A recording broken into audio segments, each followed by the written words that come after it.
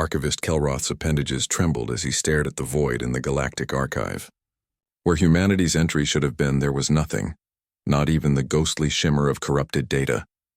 Just absence, pure, deliberate absence. Impossible, he chittered, his translator struggling to convey the depth of his distress.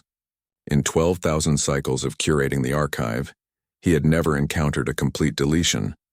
The archive was eternal, infallible, backed up across 17 dimensions and 43 redundant quantum storage matrices. Nothing could be erased. Nothing. Yet Earth was gone.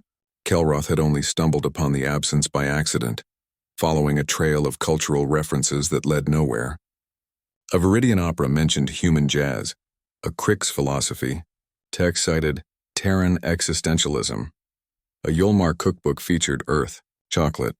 But when he searched for the source, humanity itself, the archive returned silence. He ran diagnostic after diagnostic. The systems reported perfect functionality. No corruption. No malware. No unauthorized access. The deletion, if it was a deletion, had been seamless, professional, and impossibly thorough. But deletions left scars. And Kelroth was very good at finding scars. 3 cycles later, Kelroth stood before the Archive Council, his presentation hovering in holographic splendor above the crystalline table. "Esteemed Council," he began, "I have discovered what I believe to be the most sophisticated data purge in galactic history. An entire civilization has been removed from our records." Council Chair Vexlara's eye stalks narrowed. Removed? Or never existed? "They existed," Kelroth insisted. He gestured, and his presentation shifted to show hundreds of cross-references. "Look, these mentions remain. 23,000 references to humans, Earth, Terrans, scattered across 10,000 different civilizations' records. But the primary entry is gone. Someone wanted them forgotten, but they couldn't erase every echo." "Perhaps these are simply errors," another counselor suggested. "Glitches. False memories in the data. 10,000 civilizations don't all glitch the same imaginary species into existence," Kelroth snapped, then immediately regretted his tone. "My apologies, Council. But the pattern is clear. Humanity existed. They were known. They were important. And someone very powerful wanted them erased." Vexlara was silent for a long moment. "Then, find them, Archivist. If they existed, find proof. You have full archive resources at your disposal." Kelroth's investigation became an obsession. He traveled to dead worlds and active stations following whispers. Everywhere he went, he found the same thing. People remembered but couldn't quite say why. On Viridian Prime, an elderly musician played a melody she called jazz but couldn't explain its origin. "It just feels like something someone else taught us," she said, her voice distant. "Someone we've forgotten." On the Crick's homeworld, a philosopher showed him a statue in a garden, a strange figure with 2 arms, 2 legs, standing upright. "We call it the Wanderer," the philosopher explained.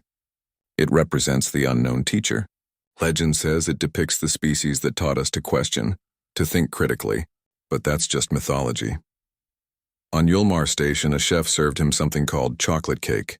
The taste was extraordinary, complex, layered, emotional. "The recipe is ancient," the chef admitted. "Older than Yulmar cuisine itself. We don't know who invented it.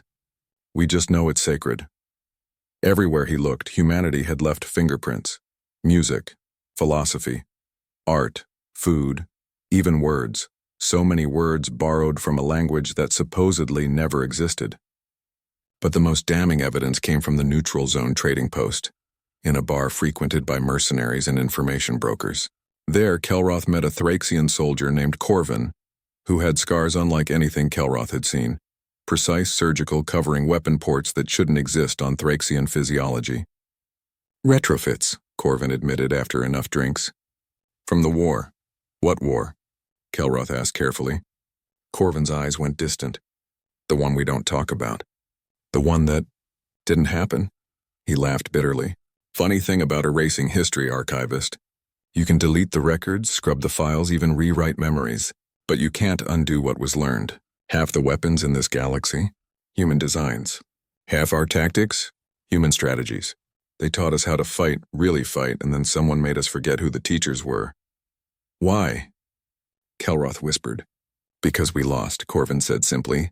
The Great Galactic Council, with all our might, all our technology, all our superiority, we went to war with one little species on one little blue planet. And we lost. So they erased Earth from history. Can't have the galaxy knowing we were beaten by primitives, can we? Kelroth returned to the archive with trembling appendages. He had enough evidence now, enough testimony and cross-references to prove humanity's existence. But as he approached the council chambers, he understood something terrible. The deletion hadn't been an attack on humanity. It had been a cover-up by the council itself. He entered the chamber anyway, carrying his data. Vexlara regarded him with unreadable eyes. "I found them," Kelroth said quietly. "Humanity, Earth, they existed. They were remarkable. They taught us, fought us, changed us, and you erased them." Vexlara didn't deny it. "We had no choice, Archivist. They were dangerous, not because they were warriors, though they were formidable, but because they were infectious. Every species they encountered began to think like them, question like them, dream like them. They would have transformed the galaxy into something we couldn't control." "So you committed genocide?" "No," Vexlara said softly. "We offered them a choice.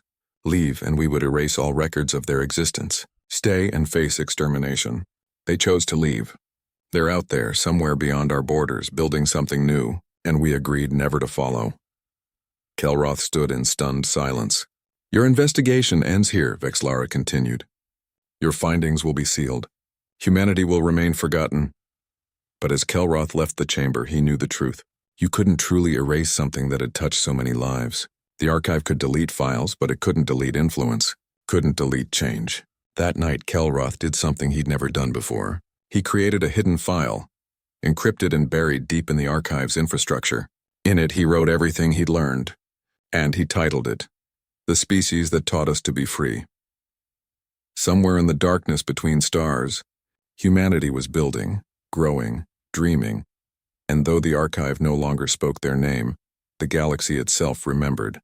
In every act of defiance, in every question asked, in every dream of something better, the stars still whispered they were here. They mattered. They will return.